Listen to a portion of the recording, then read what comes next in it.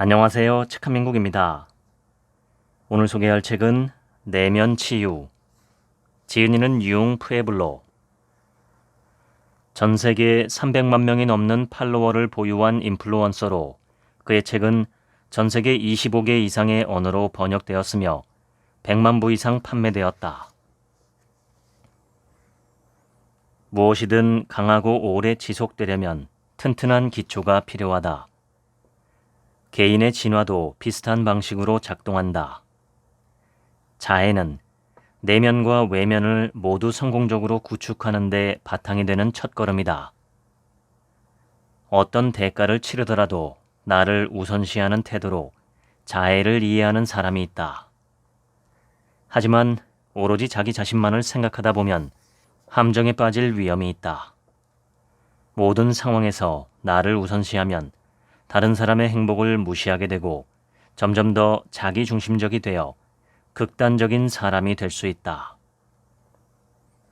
자해는 연민, 정직, 열린 마음으로 나와 관계 맺는 방식이다. 사랑하기 쉬운 부분부터 숨기고 싶은 거칠고 불완전한 부분까지 나의 모든 면을 조건 없이 받아들이고 마주하는 일이다. 자해는 받아들임으로 시작하지만 거기에 그치지 않는다. 진정한 자해는 자신의 모든 것을 완전히 포용하는 동시에 자신이 성장할 여지가 있으며 내려놓을 게 많은 존재임을 인정하는 것이다. 자기 중심적이거나 이기적이지 않으면서 나를 가꾸는 일, 자신을 남보다 못한 존재로 여기지 않으면서 동시에 남보다 나은 존재로도 보지 않는 겸손함을 유지하는 일이다. 궁극적으로 나는 자신을 알고 치유하기 위해 해야 할 일을 하는 것이라고 자해를 정의한다. 진정한 자해는 다면적이며 근본적인 정직함과 긍정적인 습관의 형성, 무조건적인 자기 수용을 포함한다. 근본적인 정직함은 의식적인 삶에 부드럽게 기울이는 따뜻한 인식이다. 근본적인 정직함은 버려지거나 무시되었던 생각과 감정을 받아들이게 한다. 진실이 드러날 수 있도록 이전에 스스로에게 했던 거짓말을 면밀하게 점검하게 한다. 근본적인 정직함의 핵심은 혼자이든 다른 사람과 함께이든 상관없이 모든 상황에서 자기 자신과 어떻게 관계를 맺는가이다. 근본적인 정직함은 자신을 벌하거나 가혹한 자기 대화를 뜻하지 않는다. 오히려 차분하게 내면의 진실을 지속적으로 마주하는 일이다. 거짓의 길을 밟아나가면 그것의 두 가지 주요 징후인 불안과 분노는 물론 두려움이 계속해서 커진다. 먼저 진실을 두려워하게 되고 두려움을 없애기 위해 거짓말을 한다. 타오르는 두려움의 불길을 끄는 유일한 방법은 진실로서 철저하게 진화하는 것이다. 정직하지 못함은 진실에 대한 두려움이다. 자신을 정직하게 대하지 못하면 거리가 생긴다. 시간이 흘러 거짓이 쌓일수록 나는 나에게 낯선 사람이 된다. 자기 자신과 단절되면 다른 존재와 깊은 관계를 맺는 건 역시 불가능하다. 근본적인 정직함은 긍정적인 습관의 형성으로 이어진다. 제임스 클리어가 아주 작은 습관의 힘에서 간단 명료하게 이야기했듯이 당신이 취하는 모든 행동은 당신이 지향하는 인간형에 대한 투표이다. 단 한 번의 투표로 당신의 믿음을 바꿀 수는 없지만 표가 쌓일수록 새로운 정체성에 대한 증거도 늘어갈 것이다. 내 경험상 모든 것을 한 번에 바꾸려고 하면 효과가 없다. 차라리 몇 가지 주요한 변화에 초점을 맞추는 게 낫다. 바꾸려는 것이 더는 투쟁이 아닌 자연스러운 나의 일부로 느껴질 때까지 계속해서 앞으로 나아가야 한다. 자기 수용은 자기 만족을 뜻하지 않는다. 이는 어떤 일이 일어나든 거부하거나 맞서 싸우지 않고 그것을 있는 그대로 인정하며 행동해야 할 때 능숙하게 행동한다는 의미이다. 자기 수용은 현실을 깊이 포용하고 과거의 나를 벌하지 않는 것이다. 인간은 각자 다른 역사를 가지고 있지만 동일한 감정의 스펙트럼을 겪으며 살아간다. 각각의 마음은 서로 다른 내용을 담고 있지만 구조는 비교적 유사하다. 누구나 때때로 두려움, 탐욕, 질투, 분노 등 자신의 조건화를 더욱 공고히 하는 감정들을 경험한다. 하지만 자기 마음이 어떻게 이루어져 있는지 잘 들여다볼 줄 알게 되면 다른 사람에 대한 연민의 마음이 깊어진다. 영적 지도자인 틱나탄 스님이 적었듯이 이해는 사랑의 토대이다. 자기 자신을 바라보는 능력이 향상되면 주변 사람들에 대한 인내심도 덩달아 커진다. 마음의 질이 삶의 질을 결정한다. 치유는 마음속에 품고 있는 긴장을 의도적으로 줄이는 일이다. 인간의 마음은 보통 스트레스와 불안으로 가득 차 있다. 현재에 제대로 집중하지 못하고 평화로운 삶과 효과적인 결정을 내리는데 방해가 되는 집착으로 가득 차 있다.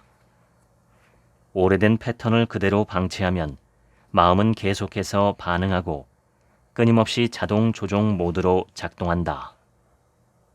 마음이 가장 잘하는 일은 반복이다.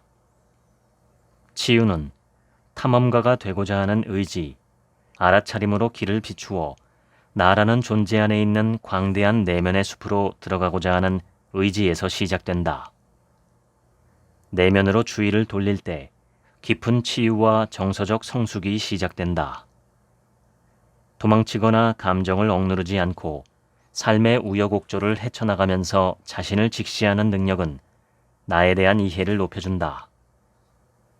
오고 가는 감정을 느끼기, 과거를 받아들이고 그것이 현재에 나타나는 방식에 주목하기, 어려운 상황을 처리할 때 마음을 관찰하기, 삶에서 반복적으로 나타나는 행동 패턴에 주목하기, 내면의 이야기와 생각이 감정에 어떤 영향을 미치는지 살펴보기. 이러한 모든 정신적 움직임에 세심하게 주의를 기울이면 삶을 변화시킬 수 있는 배움의 문이 열린다. 자기 알아차림을 키우면 마음의 민첩성이 높아진다. 즉각적으로 반응하지 않고 현실을 목격할 시간을 갖는다는 건 치유가 진행되고 있다는 신호이다. 일시적인 감정에 휘둘리지 않으면서 자기 감정에 솔직할 수 있으면 예기치 않은 삶의 변화에 유연하게 대처할 수 있다. 사람들은 삶을 개선하고 싶어 하면서도 자기 안에서 일어나는 일이 아닌 주변의 일에 집중하곤 한다. 새로운 삶을 시작하는 방법으로 물리적인 장소를 바꾸는 것도 도움이 될 수 있지만 마음의 태도를 바꾸지 않으면 내면 깊이 뿌리 박힌 오래된 패턴이 원치 않는 상황을 반복할 수 있다. 나를 효과적으로 치유하는 데 핵심은 스스로의 패턴에 책임을 지는 것이다. 패턴을 부채질한 트라우마나 상처가 내 잘못이 아닐지라도, 특히 어렸을 때 일어난 일이더라도 치유는 오직 나만이 할 수 있다. 물론 다른 사람이 도움을 줄 수도 있지만 상처를 극복하고 앞으로 나아가는 데 필수적인 것은 바로 자신의 의지와 노력이다. 삶을 개선하기 위해 집중해야 할 게 하나 있다면 바로 치유이다. 치유된 마음은 믿을 수 없을 정도로 강력하다. 인간이 가진 강한 경향성 중 하나는 문제의 근원이 바깥에 있다고 여기는 것이다. 자아는 외부로 비난의 화살을 돌리기를 좋아하고 그 비난은 자주 가까운 사람을 향한다. 살다 보면 누군가가 분노를 유발하는 행동을 할 때도 있다. 그러나 그렇지 않은 경우가 대부분이다. 단지 마음에서 일어나는 일을 알아차리고 의도를 가지고 올바른 방향으로 자신을 끌어당기는 것만으로도 얼마나 강력한 힘을 가질 수 있는지를 안다면 놀랄 것이다. 우리는 지나치게 일을 복잡하게 만드는 경향이 있다. 그러나 정신에너지의 방향을 바꾸는 단순한 행동을 여러 번 반복하는 것만으로도 행복해지는 데 필요한 습관과 감사의 마음을 기를 수 있다. 마음이 움직이는 방식을 볼 수 있으면 필요에 따라 의도적으로 방향을 수정할 수 있다. 자신이 느끼는 감정을 받아들임으로써 현실을 알고 상황이 어려워질 때도 성장의 사명을 유지함으로써 진실을 유지하는 것. 핵심은 감정 자체가 되지 않으면서 그것을 느끼는 것이다. 치유는 완벽에 관한 것이 아니다. 더는 무의식적으로 살지 않음에 관한 것이다. 자기 마음속에서 일어나는 일에 대해 책임을 지지 않으면 자신이 가진 힘을 포기한 채 세월을 보내게 된다. 치유가 필요한 이유는 내가 느끼는 모든 것이 마음의 흔적을 남기기 때문이다. 나라는 존재를 관통해 지나가는 다른 경험이나 작은 정보 등이 모조리 축적된다. 치유는 과거를 지우는 일이 아니다. 치유의 요점은 일어난 일을 잊지 않는 것이다.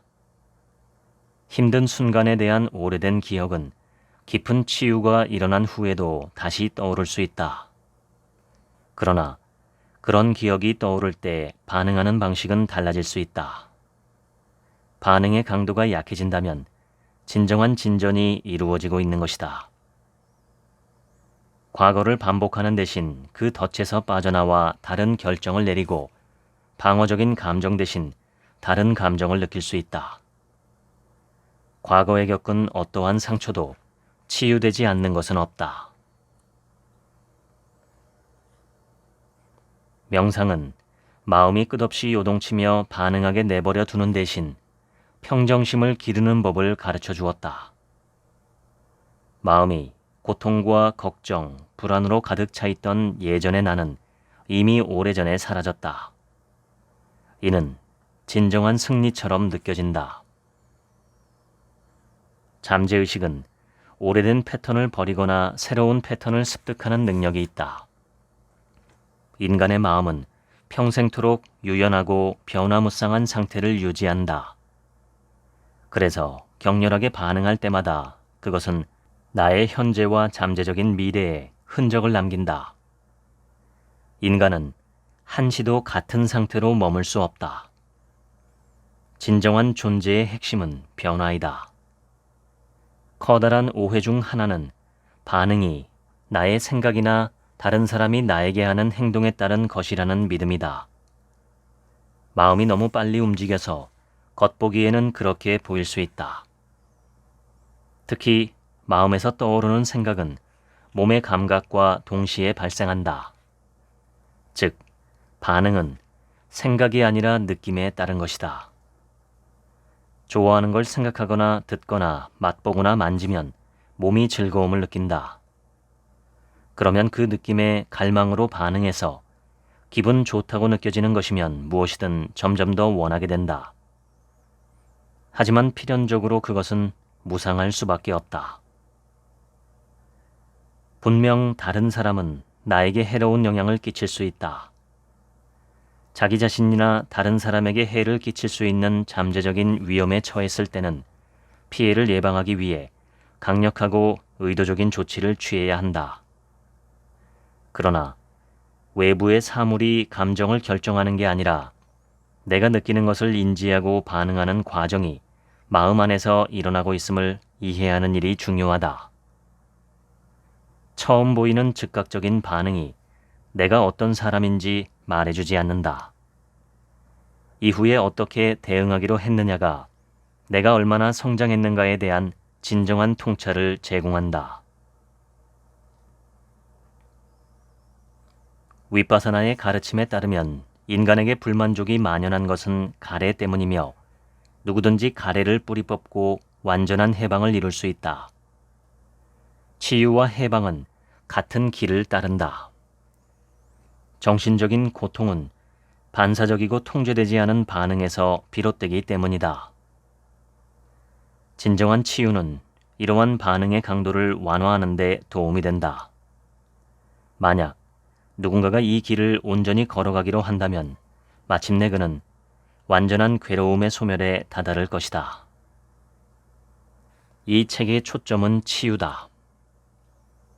치유는 나를 알고 사랑하는 데서 시작된다.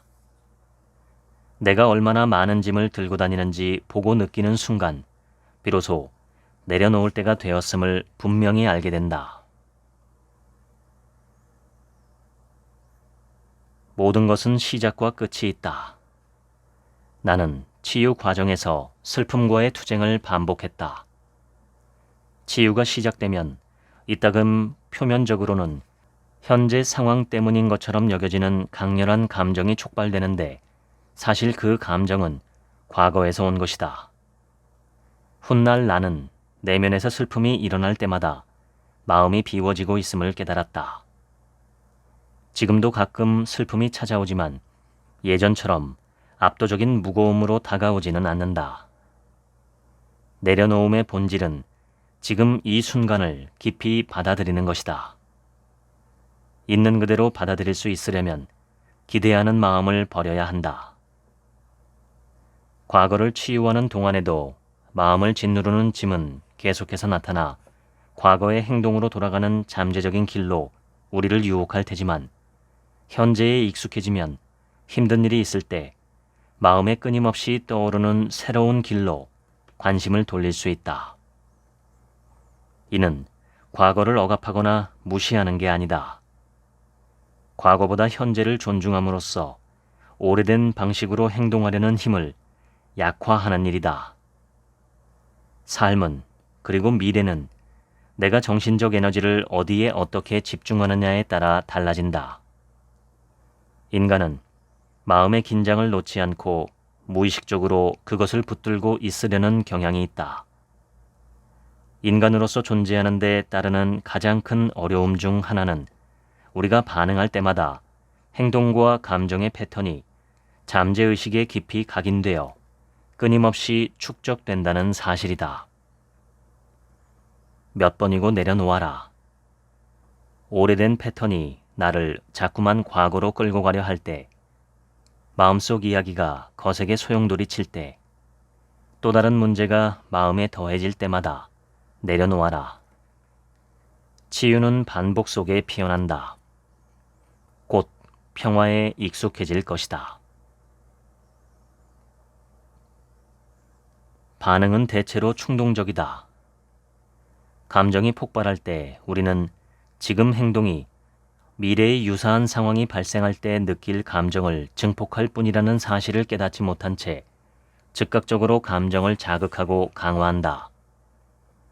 끊임없이 패턴을 반복하고 새로운 방식으로 행동하고 생각하는 능력을 둔화시키며 마음은 계속해서 과거의 렌즈로 현재를 바라본다. 붙잡기는 두려움과 결핍에서 비롯된 생존 전략이다. 두려움은 안전에 대한 갈망이다. 두려움이 지배하는 마음은 여전히 생존 모드에 있는 마음이다. 이런 일이 계속되면 불안감으로 인해 항상 초경계 태세에 있는 극단의 상황으로 치달을 수 있다. 두려움 속에서 살다 보면 평화로부터 멀어지게 된다. 내려놓는 법을 배우려면 먼저 내가 붙들고 있는 게 무엇인지를 알아야 한다. 어려움의 상당 부분이 스스로 초래한 일임을 받아들일 필요가 있다. 얼마나 자주 헛된 상상으로 인해 평화로운 순간이 방해받았는가.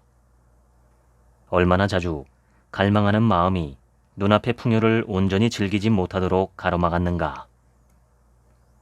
어떤 순간을 초조하게 기다리다가 그 순간이 오자마자 부족한 점을 찾는데 몰두하기 시작했던 게 몇 번이던가. 우리는 항상 더 많은 것을 원한다. 마음은 불만으로 치우치는 경향이 있다. 마음은 충분히 기쁨을 누리지 못하고 있음을 깨닫지 못한 채 모든 일을 조목조목 따지며 꼬투리를 잡는다. 나와 내 마음 안에서 일어나는 일에 관해서만큼은 누구도 나를 구해줄 힘이나 권한을 가지고 있지 않다. 많은 사람이 자신의 내적 스트레스와 긴장의 원인이 다른 사람에게 있다고 생각한다. 그들이 바뀌면 자기 삶이 근본적으로 나아질 거라고 믿는다. 우리는 스스로 일으키는 문제를 인식하지 못한다. 물론 주변 사람들이 바뀌면 도움이 되겠지만 그것은 내가 통제할 수 없는 부분이다. 내가 다른 사람에게 영감을 줄 수 있을지는 몰라도 그들의 길을 대신 걸어줄 수는 없다. 스트레스의 원인이 외부에 있다고 생각하는 건 착각이다. 내면으로 눈을 돌려 마음이 움직이는 방식에 세심한 주의를 기울이기 전까지는 모두가 그 착각에 속는다. 누군가가 나에게 비열하거나 해로운 행동을 할 수 있다. 그러나 무슨 일이 일어나고 있는지 인식하고 그에 반응하는 방식은 내 마음 안에 있다. 나의 반응 강도가 내 스트레스 수준을 결정한다. 반응이 클수록 스트레스도 커진다. 인생의 가장 큰 발전은 나를 변화시키는 데서 온다. 스트레스를 통제할 유일한 해결책은 자기 자신을 바꾸는 것이다. 행복으로 가는 유일한 길은 인간의 조건에 대한 더 많은 지혜를 바탕으로 자기 알아차림을 높이는 것이다. 대부분은 관찰하는 여유를 갖도록 마음을 훈련하는 데서 진정한 힘이 비롯된다는 사실을 받아들이지 않는다. 대신 외부에서 벌어지는 일이 감정을 좌우하도록 허용하면서 스스로 반응의 굴레에 갇혀버린다. 보통은 감정이 올라오면 그것이 자신을 압도하게 허용하고 그러다가 그 감정 자체가 되어버린다. 강렬한 감정이 주도권을 잡고 인식과 행동을 지배하도록 내버려둔다. 내려놓음을 어렵게 생각할 필요가 없다. 이는 나를 더욱 분명하게 바라보는 능력을 기르는 일이다. 변화에 대한 가장 일반적인 반응은 저항이다. 변화의 흐름에 저항하면 가늠할 수 없을 만큼 힘든 투쟁을 하게 된다. 그것은 마치 강물의 흐름을 거슬러 상류로 올라가려는 것과 같다. 변화를 받아들이는 일은 고통을 완화하고 궁극적으로 고통을 없애는 길이다. 변화는 우주라는 거대한 원을 하나로 묶는 진리이다. 마음과 물질의 우주 안에 있는 모든 것은 변화 덕에 존재한다. 변화가 없다면 삶 자체가 불가능하다. 변화를 바라보고 대하는 태도가 마음속 평화의 수준을 결정한다.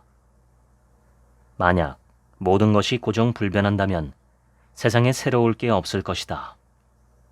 삶 자체가 변화의 산물이다.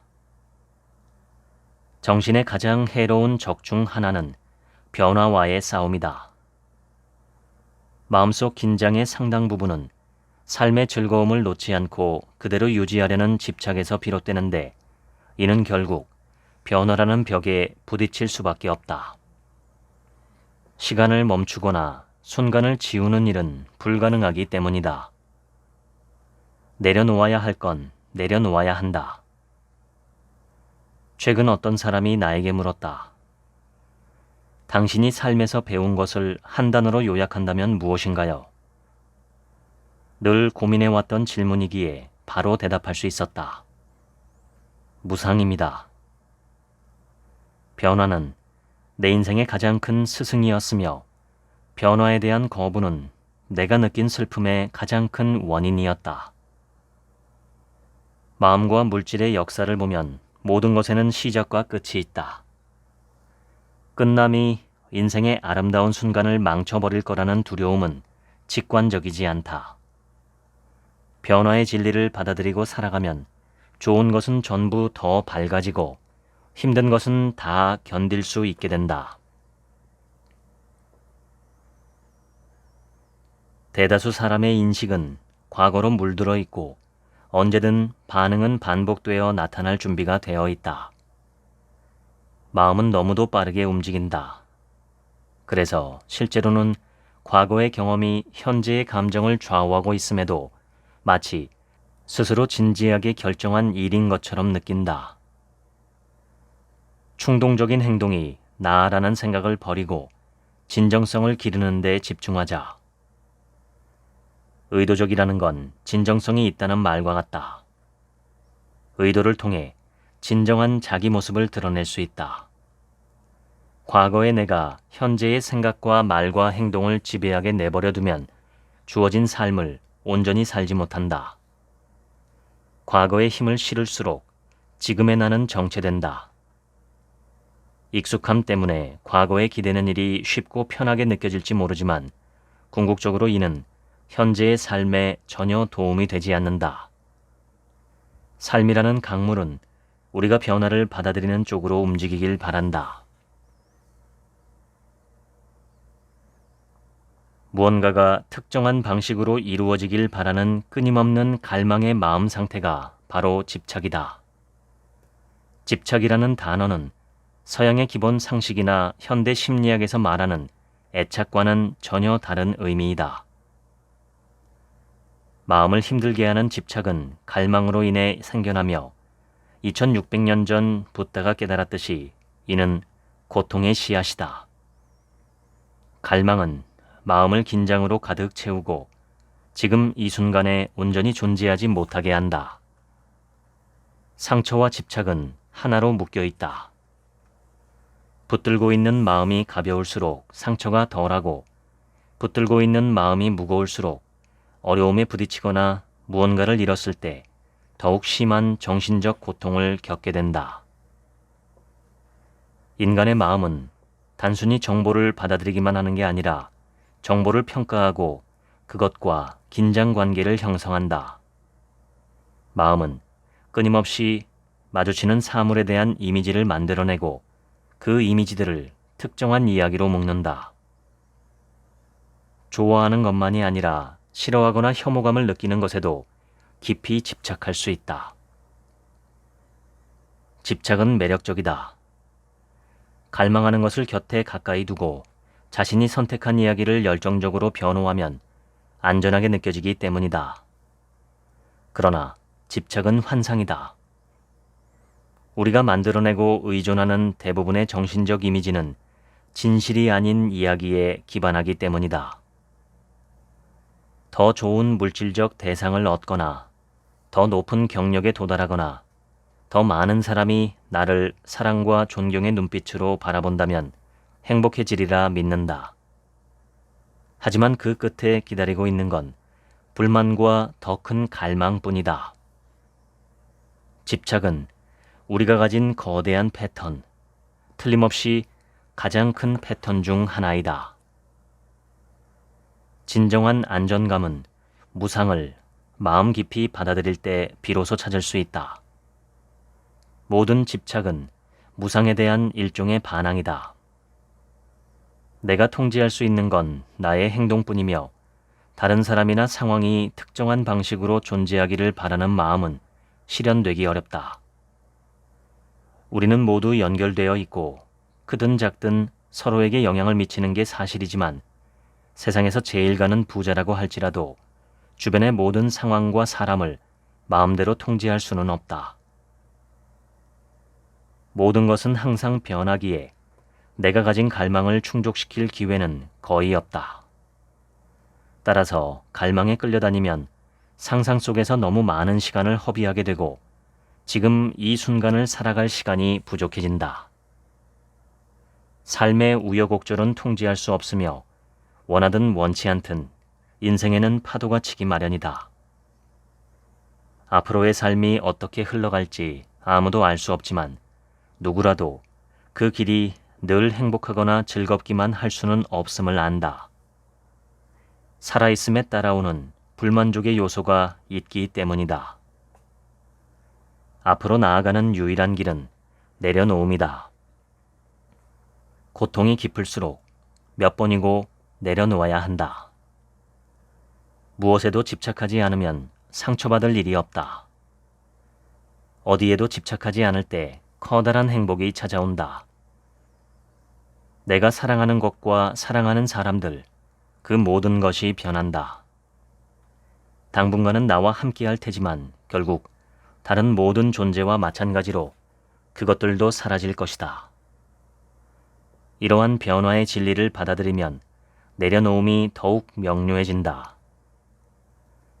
내려놓음으로써 통제하려는 마음이 수그러들면 내가 소중히 여기는 모든 존재를 더 순수하게 사랑할 수 있게 된다. 내적 갈등이 발생하는 일반적인 상황 중 하나는 가까운 사람이 나라면 하지 않았을 선택을 했을 때이다. 획일성에서 편안함을 느끼는 자아는 상대방도 나처럼 생각하고 행동하기를 바란다. 그러나 이는 내가 적절하다고 판단하는 것에 상대방이 순응하게 만들고야 말겠다는 완강한 집착일 뿐이다. 우리는 가까운 이들이 나처럼 되기를 바란다. 나와 같은 시선으로 세상을 바라보고 나와 같은 방식으로 생각하기를 갈망한다. 하지만 인간은 셀 수 없이 다양한 관점을 가지고 있으며 여러 가지 다른 결론에 도달할 수 있다. 다른 사람이 나처럼 생각하거나 내가 원하는 방식으로 나를 바라보게 할 수 없다는 뜻이다. 이런 집착은 결코 충족될 수 없다. 관점과 견해에는 늘 차이가 존재한다. 탈중심화는 주관적인 관점에서 벗어나 객관적으로 사물을 바라보는 능력이다. 어떤 조언이든 통제하려는 의도 없이 전달할 때 가장 좋다. 누군가에게 내가 바라는 모습으로 나타나 달라고 요청할 순 있을지언정 억지로 강요할 수는 없다. 언제나 자기 의지에서 우러나온 자발적인 동의가 뒷받침되어야 한다. 인내 없이 치유는 불가능하다. 내려놓음은 점진적인 과정임을 받아들여야 한다. 마음이 가벼워지고 눈이 맑아지면 현명한 의사결정을 할 수 있다. 더 많이 내려놓을수록 현명하고 진실하게 행동하는 능력이 향상된다. 내려놓음은 포기가 아니다. 과거를 내려놓고 미래에 대한 두려움을 버리면 지금 이 순간에 대한 알아차림을 얻어서 보다 효과적으로 집중하고 사고할 수 있다. 내려놓는다고 해서 과거의 힘든 일이 지워지는 건 아니다.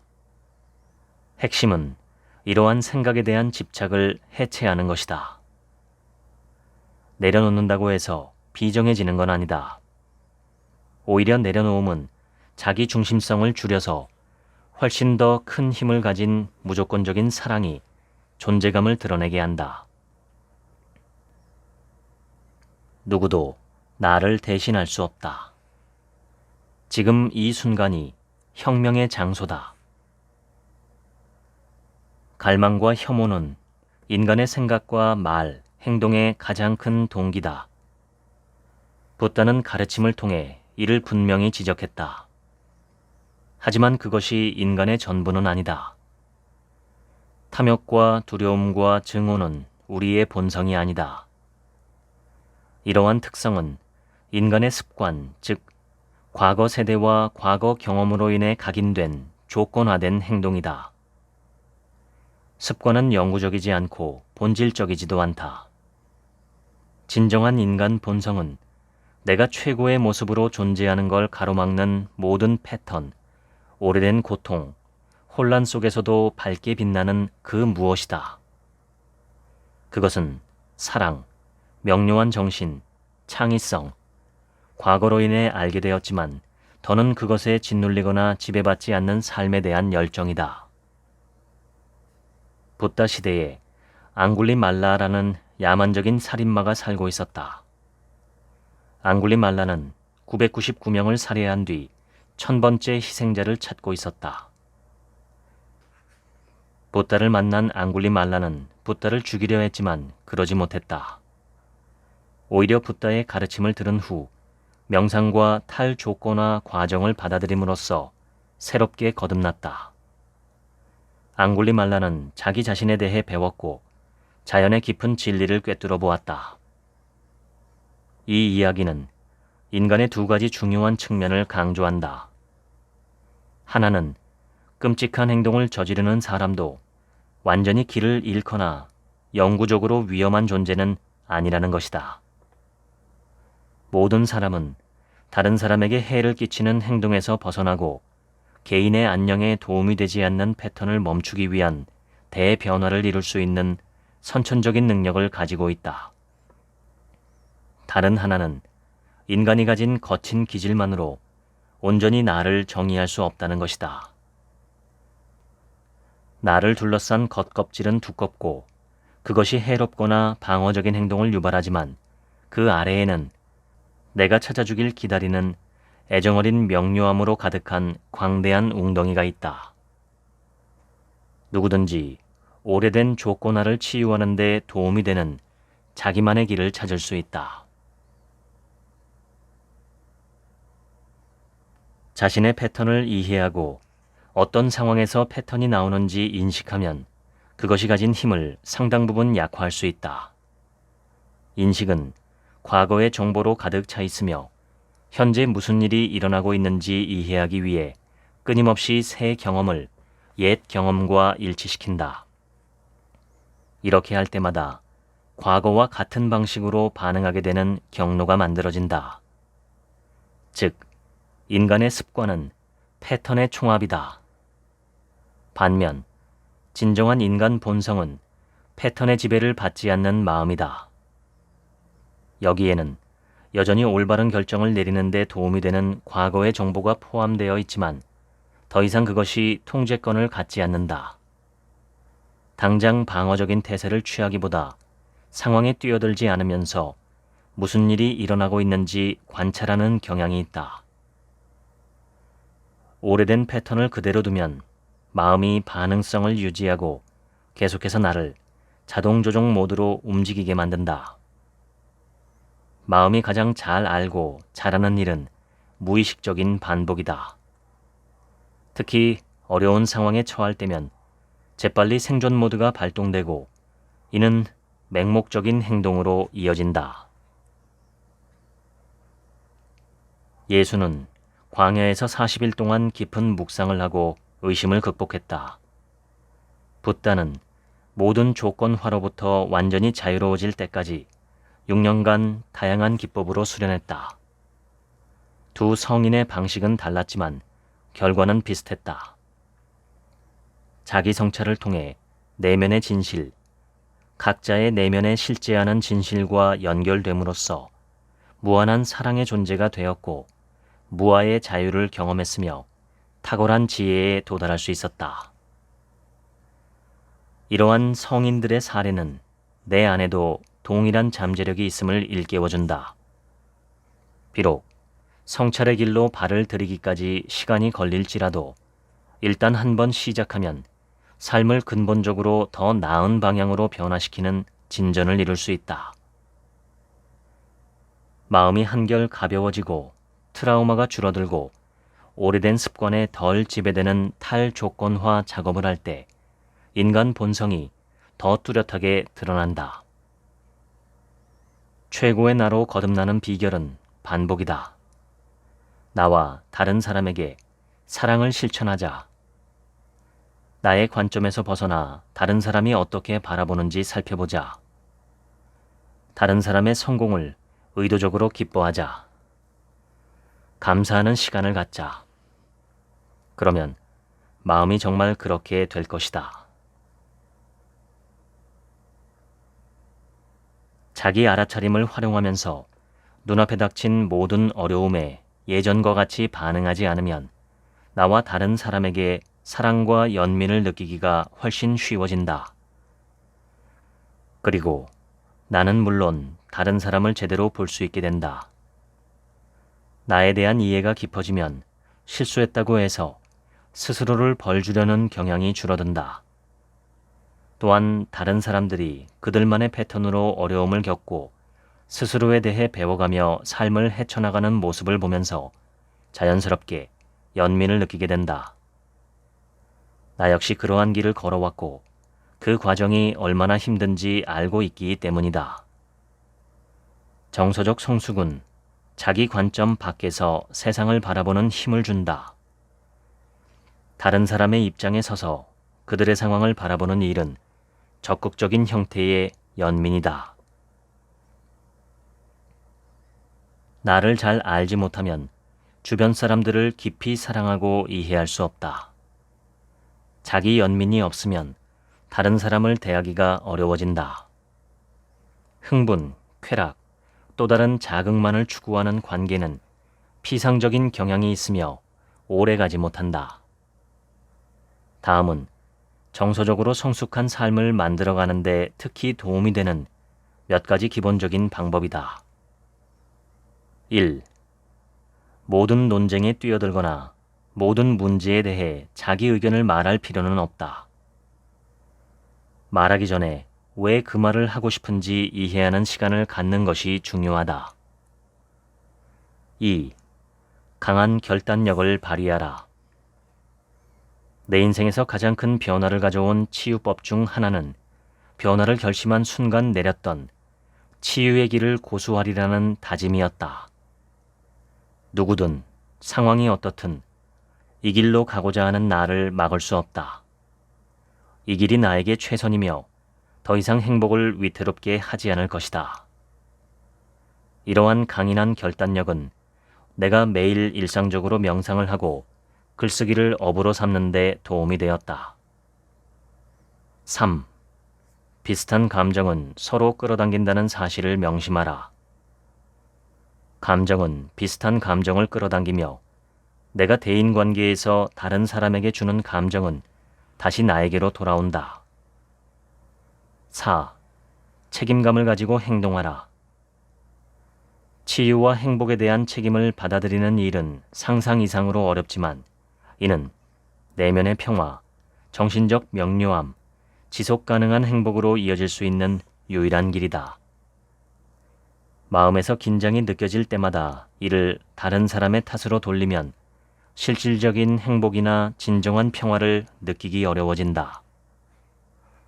5. 거절하는 법을 배워라. 목표를 최우선순위로 삼는다는 건 나의 비전과 일치하지 않는 일은 거절한다는 뜻이다. 이는 내가 어디로 가고 있는지 분명하게 알고 있다는 신호이기도 하다. 자신의 진짜 열망이 무엇인지를 알면 앞으로 나아갈 길이 선명해져서 다른 길로 빠지지 않는다. 모든 사람에게는 유한한 에너지와 시간이 주어지므로 자기 자신과 진지한 대화를 나누고 다음과 같은 질문을 던지는 것이 매우 중요하다. 나는 인생에서 무엇을 하고 싶은가? 10년 뒤 어떤 모습이길 바라는가? 나중에 성공하려면 지금 무엇을 해야 하는가? 자신이 세운 목표를 이루기 위해 에너지를 쏟는 것은 이기적인 행동이 아니다. 6. 겸손함을 유지하라. 다른 이들로부터 항상 배울 만한 무언가가 있음을 알면 자신을 오만과 가혹한 판단으로부터 지킬 수 있다. 진정한 성숙은 의견 차이 속에서도 평화를 유지하는 것이다. 단순한 의견 차이가 실제 갈등으로 번질 정도로 심화되는 데는 두 사람이 개입된다. 그중 한 명이라도 긴장한 상태로 행동하지 않는다면 정중한 대화를 이어갈 수 있다. 다른 사람이 아니라 스스로 자신의 정신 상태를 통제할 수 있다는 건 자기 힘을 되찾고 있다는 신호이다. 누군가가 나에게 함께 분노하도록 부추기더라도 그에 응할 필요가 없다. 목표는 냉정함을 잃지 않고 혼란스러운 분위기에 휩싸인 사람을 능숙하게 다루는 것이다. 어떤 상황에서든 나의 임무는 내 정신 건강을 위해 옳은 일을 하는 것이다. 구세주 콤플렉스에 빠지지 말아야 한다. 도와줘야 한다는 사명감에 집착하지 말고 도와줄 수 있는 상황이 될 때 도움을 건네자.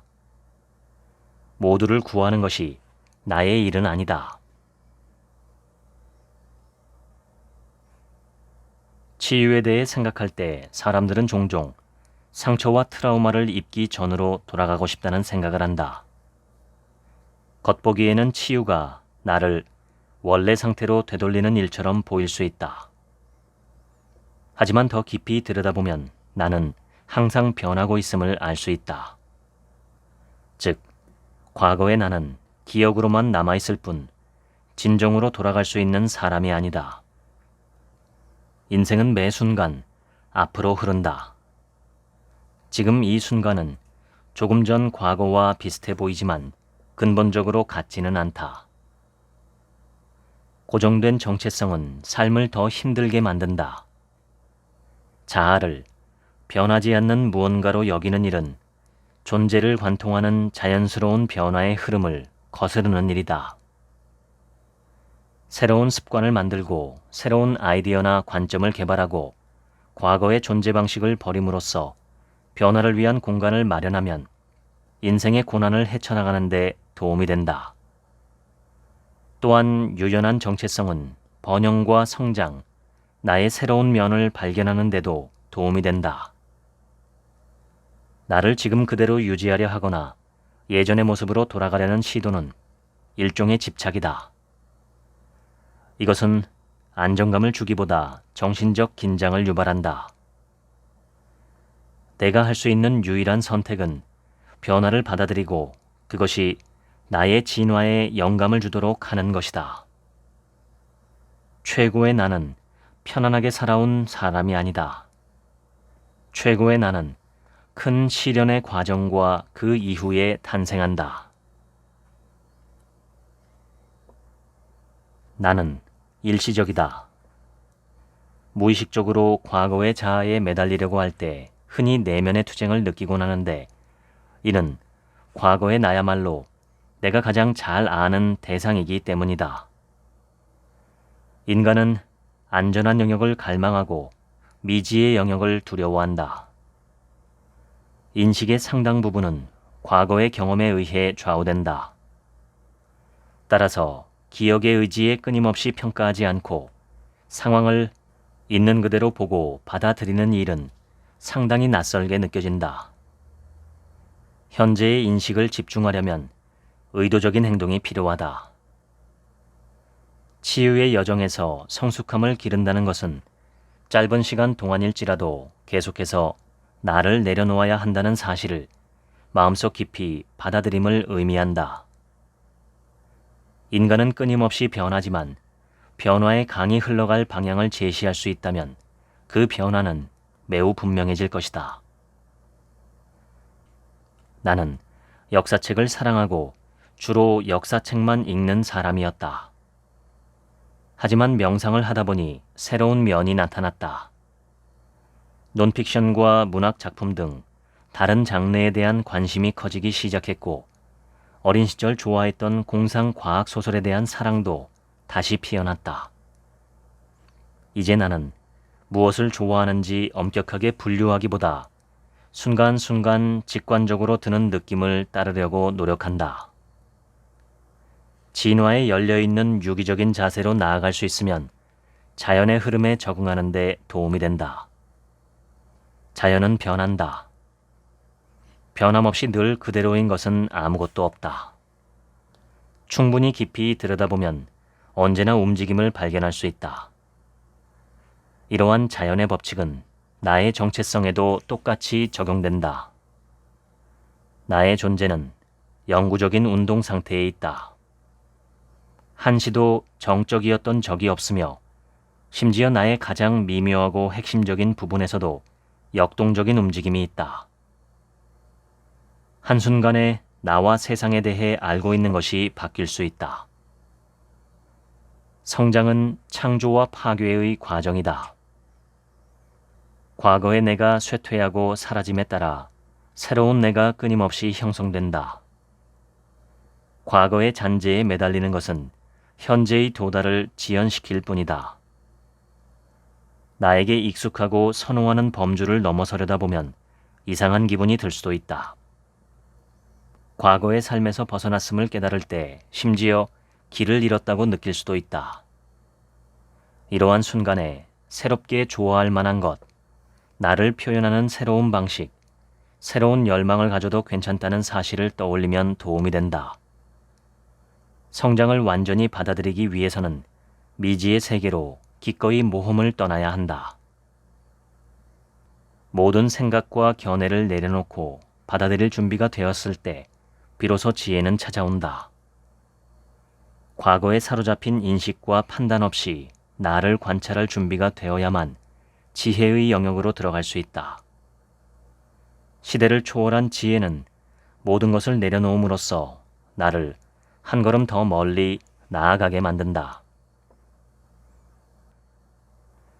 내가 생각하는 나의 모습을 내려놓고 나에 대한 인식을 만들어내는 모든 움직임을 관통하며 흐르는 변화의 강을 받아들이자.